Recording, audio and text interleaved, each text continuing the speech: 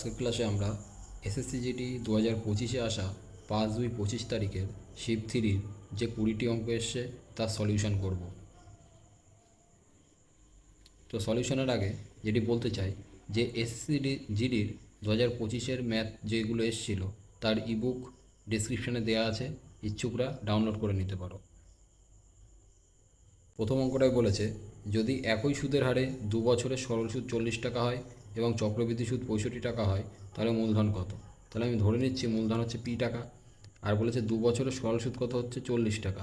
তাহলে প্রথম বছরে কত হবে 20 টাকা, দ্বিতীয় বছরে কত হবে 20 টাকা, আর থাকলো কত, যদি চক্রবৃদ্ধি সুদ 65 টাকা হয় 20 20 40 আর 25 65 হবে। তাহলে বলেছে যে মূলধন কত। তাহলে আমি কি করব, যে পি গুণ 25/20 ইকুয়াল টু 20। তাহলে এটা যদি 5 দিয়ে কাটি কত হবে, 5 5 25, 4 5 20, এটা 5 দিয়ে কাটলে 4 5 20। তাহলে পি ইকুয়াল টু কত হচ্ছে 16 টাকা, অর্থাৎ অপশান 3 হচ্ছে উত্তর। পরের অঙ্কটাই বলেছে if the radius of A hemisphere is 13√3 find the curve surface area. তাহলে হেমিস্ফিয়ার মানে হচ্ছে অর্ধগোলক, এটা মনে করো একটা অর্ধগোলক, এর কার্ভ সারফেস এরিয়া তাহলে কত হবে কার্ভ সারফেস এরিয়া 2πr²। এটা দেওয়া আছে কত, এটা বার করতে বলেছে। তাহলে আমার 2π-এর মান পাই রেখেছে, আর r² মান হচ্ছে 13√3 তার স্কোয়ার। তাহলে গুণ করলে কত হবে 2π গুণ 13 13 169 গুণ 3। তাহলে যদি গুণ করি কত হবে 3 2 6, তাহলে পাই 6 গুণ 169 গুণ করলে কত হয় 6 9 54, 4 হাতে 5, 6 ষোলো 96 আর 5 কত হবে 102 পাই। অঙ্কটাই বলেছে একজন খুচরো বিক্রেতা 22,400 টাকায় 12 জোড়া জুতো কেনেন এবং তারপরে কি খরচ করে 1600 টাকায় তার উপর খরচ করে এবং 12 জোড়া জুতো 28,500 টাকায় বিক্রি করে, তাহলে তার লাভ কত হবে। তাহলে বললো যে 22,400 টাকা দিয়ে সে জুতো কিনছে আর তারপরে আবার 1600 টাকা খরচ করছে, তাহলে কত টাকা মোট হচ্ছে 3 4 24,000 টাকা।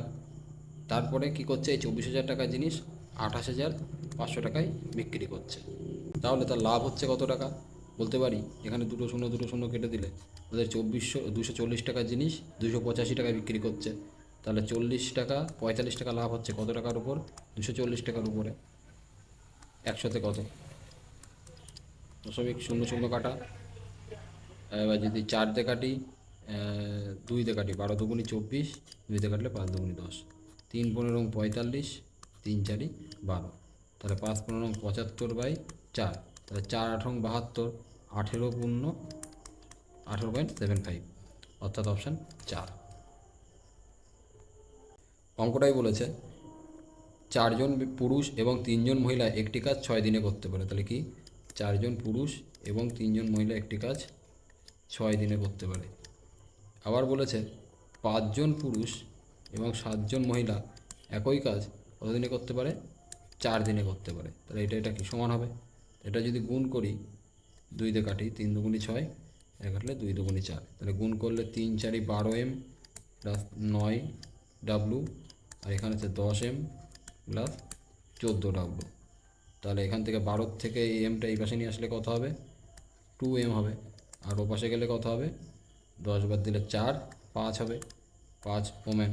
তাহলে m/w ইকুয়াল টু কত হচ্ছে 5/2। এবার বলেছে 8 জন পুরুষ এবং 6 জন মহিলা একই কাজ কত সময় নেবে। তাহলে কি 8 জন ম্যান এবং 6 জন ওম্যান একই কাজ করতে মনে করো ডি দিন নেবে, তাহলে এর সাথে সমান কী হবে 4 ম্যান গুণ 3 ওম্যান গুণ 6। তাহলে ম্যান কত, ম্যান হচ্ছে 5, তাহলে এখানে 5 বসালে কত হবে 40 হবে, আর এখানে ওম্যান কত 2, তাহলে এখানে কত হবে 12 হবে, ডি হবে। আর এখানে কত হবে ম্যান মানে হচ্ছে 5 মানে 20 হবে, আর ওম্যান মানে 6 মানে 26 হবে গুণ 6। তাহলে এটা যদি 40 আর এটা যোগ করি কত হবে 52ডি, আর এটা হচ্ছে 26 গুণ 6, 26 দুগুণি কত 52, আর 2 দিয়ে 6 কাটলে হবে 3, তাহলে ডি সমান সমান কত হচ্ছে 3 দিন, অপশান 2 হচ্ছে উত্তর। পরেরটায় কী বলেছে একটি কম্পিউটারের দাম 22,200 টাকা, যদি 25% কমানো হয় তাহলে কম্পিউটার দাম কত হবে? তাহলে কি 22,200 টাকার জিনিসের 25% কমানো, 25% মানে আমরা জানি 1/4, তাহলে কমে যদি 3/4 করা হয় তাহলে কত দাম হবে? 4 কাটলে কত হয়?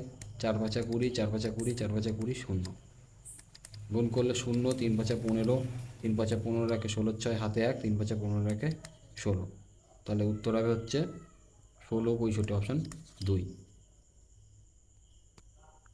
অঙ্কটাই বলেছে যখন 3 বছরের জন্য চক্রবৃদ্ধি ও সরল সুদের মধ্যে পার্থক্য হয় 228 টাকা, তাহলে 4% বার্ষিক সুদে তার মূলধন কত হবে? তাহলে দেখো 4% মানে আমরা কত জানি? 1/25, তাহলে আমরা মূলধনটা ধরে নেবো হচ্ছে 25-এর কিউব, অর্থাৎ 15,625 হচ্ছে মূলধন ধরে নেবো। তাহলে এদের সরল সুদ আর চক্রবৃদ্ধি সুদের পার্থক্য হবে হচ্ছে 25 এর 3 বছরের বলেছে বলে 3 গুণ করে 1 যোগ করে দেবো, তাহলে কত হবে? 76, 76-এর ভ্যালু দেওয়া আছে হচ্ছে 228, তাহলে এটা কত গুণ? নিশ্চয়ই 3 গুণ। এটা যদি 3 গুণ হয় তাহলে আমার 25-এর কিউব হচ্ছে উত্তর হবে, অর্থাৎ 15,625। এর মূলধন কত হবে? এরও 3 গুণ হবে, 3 গুণ করলে কত হয়? 3 25 75, 3 6 18, হাতে 1, 3 45 রাখে 46, অর্থাৎ 46,875, অপশান 3। অঙ্কটাই বলেছে x is the greatest 3 digit number exactly divisible by 12, 20 and 25, sum of the digit of x. মানে বলছে এক্স হচ্ছে একটা 3 ডিজিট নাম্বার, গ্রেটেস্ট কত নাম্বার হতে পারে এইটা, এবং এটাকে যদি 12, 20, 25 দিয়ে ভাগ করা হয় তাহলে তার ডিজিট কত, সাম কত হয়, মানে এদের ভাগ যায় এমন একটা নাম্বার বার করতে হবে সর্বোচ্চ, তার ডিজিট সামটা করতে হবে। তাহলে 12, 20, 25 এদের এলসিএম যদি নিই 300 হবে, তাহলে 300কে যদি 999-তে ভাগ করি কত হয়? 3 3-কে 9, 0, তাহলে আমাদের যে নাম্বারটা পাওয়া যাবে, তাহলে 300কে 999-তে ভাগ করলে 99 অবশিষ্ট থাকছে, তার মানে 900 হচ্ছে সেই সবথেকে বড় নাম্বার যেটা 12, 20 এবং 25-তে ভাগ যাবে। আর এই নাম্বারটা যদি ডিজিট সাম করা হয় তাহলে যোগ করলে কত হবে? 9, অর্থাৎ অপশান 2। অঙ্কটাই বলেছে অমিত 5,400 টাকা বিনিয়োগ করে, গোপাল 9,400 টাকা বিনিয়োগ করে বার্ষিক সরল সুদের হারে। 3 বছরের শেষে যদি গোপাল অমিতের চেয়ে 840 টাকা বেশি সুদ পায় তাহলে বার্ষিক সুদের হার কত? তাহলে 5,400 টাকা বিনিয়োগ করছে আর এর 9,400 টাকা বিনিয়োগ করছে, তাহলে কত টাকা বেশি বিনিয়োগ করছে? 9,400 বলেছে, তাহলে হচ্ছে 4,000 টাকা বেশি বিনিয়োগ করছে। এই 4,000 টাকা বেশি বিনিয়োগ করছে, 3 বছরে করছে কত টাকা বেশি পাচ্ছে অমিত? এর চেয়ে 3 বছরে গোপাল হচ্ছে অমিতের চেয়ে বেশি পাচ্ছে 840 টাকা, 840 টাকা 3 বছরে যদি পাই তাহলে 1 বছরে কত হবে? এত টাকা। কত টাকার উপরে পাচ্ছে? 4,000 টাকার উপরে। আর 100-তে কত? তাহলে এটা যদি 3টে শূন্য কাটে, এই 2টো শূন্য, একটা শূন্য কাটে, 4-তে কাটলে 4 2 8, 4 1 4, 3-তে কাটলে 3 7 21, অর্থাৎ অপশান 1 হচ্ছে উত্তর। এই অঙ্কটা কী বলেছে? সরল করতে 7 দিয়ে 42 কাটলে কত হয়? 6, 3 14 42, আর কাটে এটা 8 আর 4 বিয়োগ করলে 4 আর 4 8, 4 হয়, 4 4 কেটে যায়, তাহলে কত হচ্ছে? 6 গুণ 20, 30, 34, 33, তাহলে কত হবে? 3 6 18, 198, অপশান 2। অঙ্কটাই বলেছে if the third proportion of 3x² and 4xy is 48, then the positive value of x, positive value of y. তাহলে থার্ড প্রপোর্শন মানে 3x² by 4xy equal to 4xy by y 48, তাহলে এখান থেকে ওয়াইয়ের ভ্যালু বের করতে বলেছে। তাহলে এই এক্স কাটলে একটা এক্স কেটে যায়, এই এক্স কাটলে এই একটা এক্স কেটে যায়, তাহলে এখানে যদি কোনাকুনি গুণ করি তাহলে কত হবে? 48 গুণ 3 সমান সমান 4 গুণ 4 গুণ y²। তাহলে 4 দিয়ে কাটলে কত হয়? 4 12 48, আবার 4 দিয়ে কাটলে হয় 3 4 12, তাহলে y² ইকুয়াল টু কত হচ্ছে? 9, তাহলে y ইকুয়াল টু কত হবে? 3, অর্থাৎ অপশান 3 হচ্ছে উত্তর। অঙ্কটাই বলেছে একটি গাড়ি যথাক্রমে 12 কিমি ঘন্টায়, 18 কিমি ঘন্টায় এবং 24 কিমি ঘন্টায় এবং 36 কিমি ঘন্টা গতিবেগে পরপর 4টি 8 কিমি দূরত্ব অতিক্রম করে। তার মানে কী বলতে যাচ্ছে? এরকম একটা দূরত্ব রয়েছে, প্রত্যেকটা 8 কিলোমিটার করে 4টি গেছে, 1 2 3 4, এটাও 8, এটাও 8, এটাও 8। এখানে গেছে কত? 12 কিমি পার ঘন্টায়, এখানে গেছে 18 কিমি পার ঘন্টায়, এখানে 24 কিমি পার ঘন্টায়, আর এখানে 36 কিমি পার ঘন্টায়, তাহলে গড় গতিবেগ কত হবে? তাহলে এদের গড় গতিবেগ বের করতে গেলে তাহলে আমি গড় গতিবেগের সূত্র জানি, এভারেজ স্পিডের সূত্র জানি, মোট দূরত্ব বাই মোট টাইম। তাহলে এখানে মোট দূরত্ব কত? নিশ্চয়ই 4 × 8 32। আর মোট টাইম কত হবে?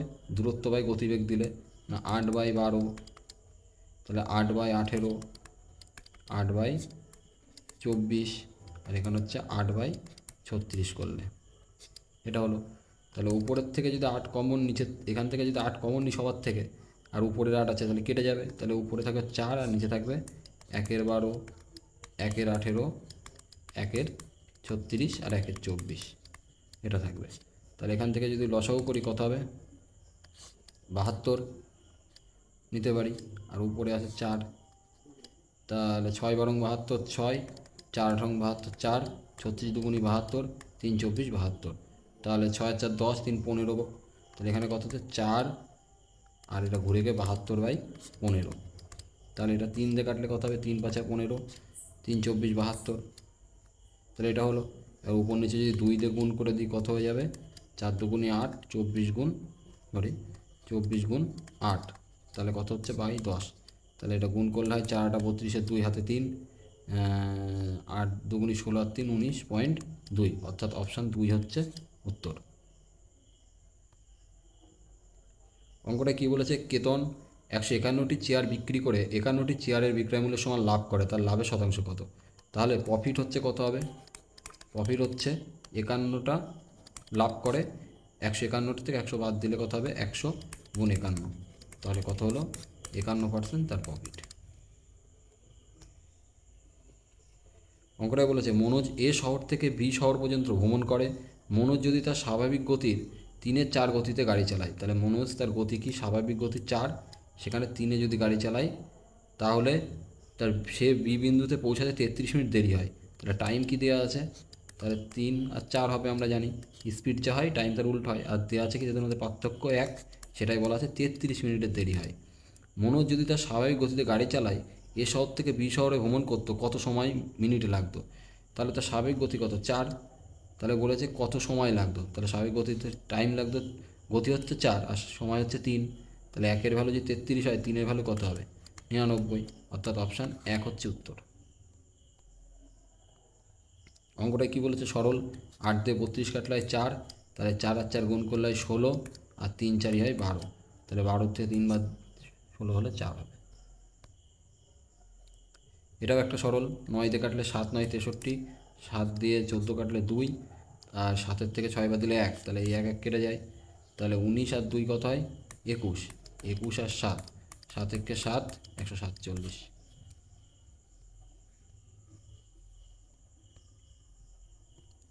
এটা কি বলেছে? পরপর 3 মাসে জ্বালানির দাম 40%, 50%, 15% কমে, এবং কিন্তু 40% চতুর্থ বছরে বেড়ে যায়, তাহলে তার ওভারঅল কত পরিবর্তন হলো? তাহলে কী বলো? 40% কমে যায়। 40% কমে যাওয়া মানে হচ্ছে 20% মানে হচ্ছে 1/5, 40% 2/5, মানে 5-এর থেকে কমে যায় কত? 2 কমে গেলে 3, আর 50% মানে হচ্ছে 2-এর থেকে 1 হয়ে যাওয়া, আর 15% মানে হচ্ছে 20 থেকে 3 কমে যাওয়া, মানে 17 হয়ে যাওয়া। তাহলে কত হচ্ছে এটা?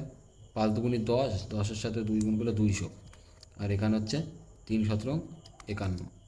ওহো, আর একটা বাদ ছিল তো।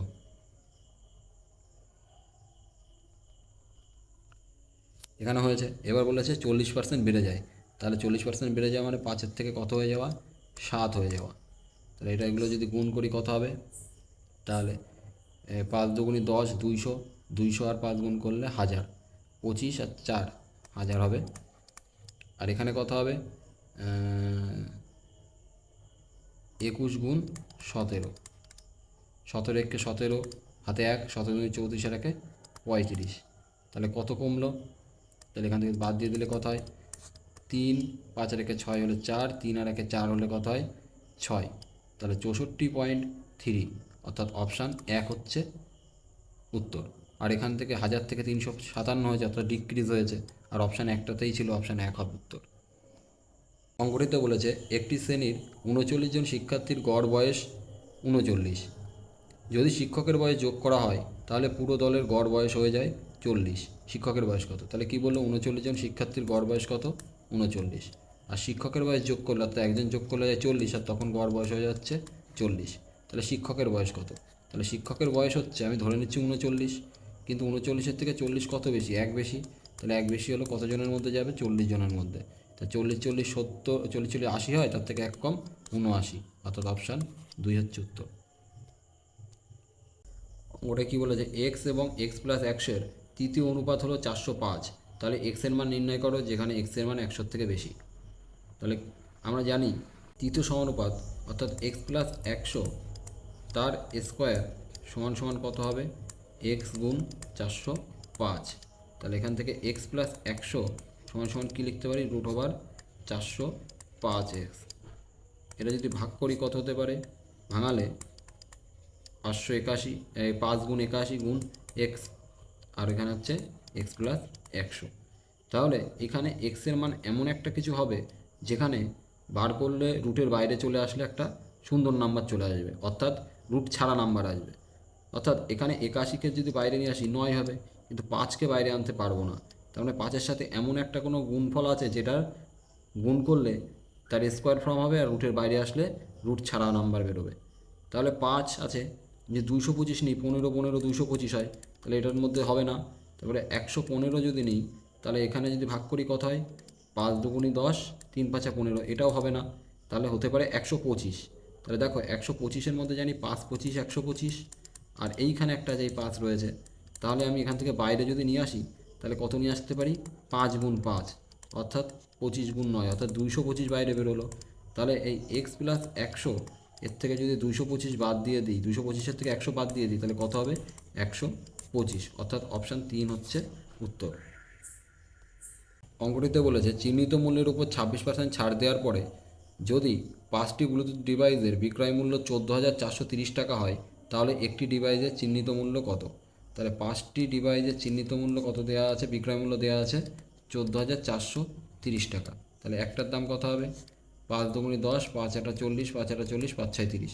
তাহলে একটার বিক্রয় মূল্য হচ্ছে 2,886 টাকা। এর উপর 26% ডিসকাউন্ট দিয়েছে, মার্ক প্রাইস দিতে হবে। তাহলে মার্ক প্রাইস আমার হবে হচ্ছে প্রতিটির 26 বাদ দিলে হয় 74/100। এটা যদি 2 দিয়ে কাটি, 3 দুগুণি 6, 7 দুগুণি 14, এটা 2 দিয়ে কাটলে কত হবে? 2 একে 2, 2 4 দুগুণি 8, 4 দুগুণি 8, 3 দুগুণি 6। এবার 37 দিয়ে এটা কাটাকাটি করলে 37 গুণ 3, 3 7 21, 3 3 9 10 11, তাহলে এটা কাটলে 3 হচ্ছে, আর 111 বাদ দিলে কত হয়? 333। তাহলে 37-এর সাথে 9 গুণ করলে কত হয়? 7 9 63, 3 হাতে 6, 3 9 7 7 6 33, অর্থাৎ 39। তাহলে কত হলো? 3900, অর্থাৎ অপশান 4 হচ্ছে উত্তর। এই অঙ্কটি কী বলেছে? এ